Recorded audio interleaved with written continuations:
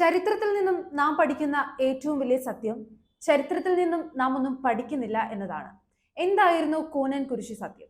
വിദേശ മെത്രാന്മാരോടുള്ള മാർത്തോമ ക്രിസ്ത്യാനികളുടെ എതിർപ്പ് പ്രകടമാക്കിയ സംഭവങ്ങളിൽ ഒന്ന് മാത്രമാണ് കൂനൻ കുരിശു സത്യം. തങ്ങൾ കത്തോലിക്ക സഭയിൽ നിന്നോ മാർപ്പാപ്പയിൽ നിന്നോ വേർപെട്ടു പോകുന്നുവെന്ന പ്രതിജ്ഞ ആയിരുന്നില്ല അത്. ഈശോ സഭ വൈദികരെ സ്വീകരിക്കില്ല എന്നതായിരുന്നു പ്രധാന പ്രമേയം.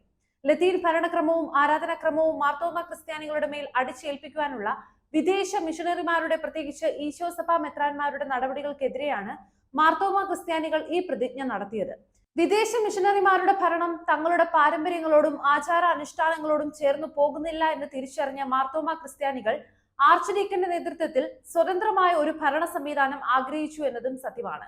അന്നവർ ആഗ്രഹിച്ചത് നൂറ്റാണ്ടുകൾക്ക് ശേഷം റോം അംഗീകരിച്ചതുകൊണ്ടാണല്ലോ ഇന്നത്തെ സീറോ മലബാർ സഭയുണ്ടായത്. പിന്നെ എങ്ങനെയാണ് മാർത്തോമ ക്രിസ്ത്യാനികൾക്കിടയിൽ വിഭജനമുണ്ടായത്? കത്തോലിക്ക സഭയിൽ നിന്ന് അകന്നു പോയതോ അതോ അകറ്റിയതോ? കൂനൻ കുരിശു സത്യം മാർപ്പാപ്പയ്ക്കെതിരെ ആയിരുന്നില്ല. കത്തോലിക്ക സഭയിൽ നിന്ന് വേർപെടുവാൻ അവർ ആഗ്രഹിച്ചിരുന്നുമില്ല. സഭയുടെ ഭരണത്തലവനായ ആർച്ച് ഡീക്കന്റെ നേതൃത്വത്തിലാണ് തുടർന്നുള്ള സംഭവങ്ങൾ അരങ്ങേറിയതും തനതായ ഒരു സ്വയം ഭരണ സഭ രൂപപ്പെടുന്നതും. ഇത് സഭയിലെ ഒരു വിഭാഗത്തിന്റെ വിഘടന ശ്രമമോ വിമത പ്രവർത്തനമോ ആയിരുന്നില്ല. പിന്നെ എങ്ങനെയാണ് വിഭജനം ഉണ്ടായത്? കൂനൻ കുരിശു സത്യം ഒരു വിമത പ്രവർത്തനമാണെന്ന് റോം തെറ്റിദ്ധരിക്കപ്പെട്ടു എന്നത് സത്യമാണ്. കൂനൻ കുരിശു സത്യത്തിന് ശേഷം മാർത്തോമ ക്രിസ്ത്യാനികൾക്കുണ്ടായ പ്രതിഷേധം ശമിപ്പിക്കുവാൻ അന്നത്തെ മെത്രാനായിരുന്ന ഫ്രാൻസിസ് ഗാർഷ്യ ഒന്നും ചെയ്തതുമില്ല. അദ്ദേഹത്തിന്റെ സ്വഭാവത്തിന്റെ പ്രത്യേകതകൾ കാരണം മാർത്തോമ ക്രിസ്ത്യാനികൾ അത്രമാത്രം ഗാർഷ്യയെ വെറുത്തിരുന്നു. ഈ സംഭവത്തിൽ റോമിനെ ധരിപ്പിച്ച് കൃത്യമായ പരിഹാരം സഭയിൽ ഉണ്ടാക്കുവാൻ ഗാർഷ്യ പരാജയപ്പെട്ടു.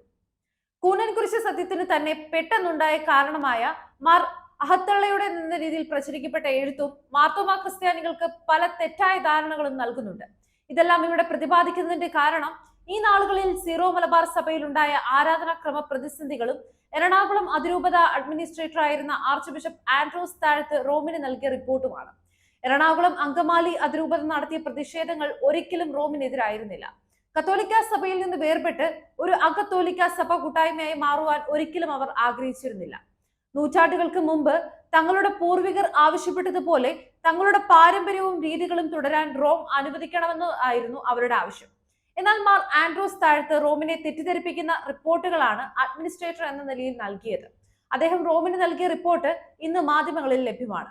എറണാകുളം അതിരൂപത അകത്തോലിക്ക സഭാ നേതൃത്വവുമായി ചർച്ചകൾ ആരംഭിച്ചിരുന്നുവെന്നും സഭാവിരോധികളായ അന്യമതസ്ഥരിൽ നിന്ന് പണം വാങ്ങിയാണ് വിമത പ്രവർത്തനം നടത്തുന്നതെന്നുമായിരുന്നു അദ്ദേഹം എഴുതി മാർപ്പാപ്പയും റോമിലെ സഭാ അധികാരികളെയും യാതൊരു തെളിവുകളും കൂടാതെ അറിയിച്ചത്.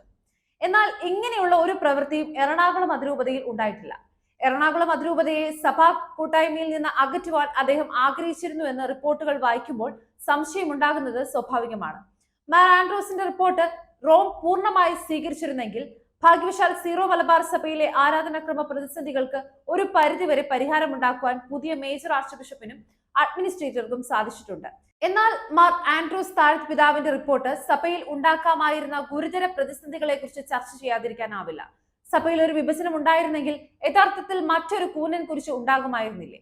റോമിന് രഹസ്യമായി സമർപ്പിച്ച റിപ്പോർട്ട് മാർ ആൻഡ്രോസ് താഴത്തിൽ പിതാവിൽ നിന്ന് തന്നെ ചോർന്നതുകൊണ്ട് നമുക്ക് അദ്ദേഹം സമർപ്പിച്ച അസത്യങ്ങൾ ചർച്ച ചെയ്യാനാകുന്നു എന്നതും ഭാഗ്യമാണ്.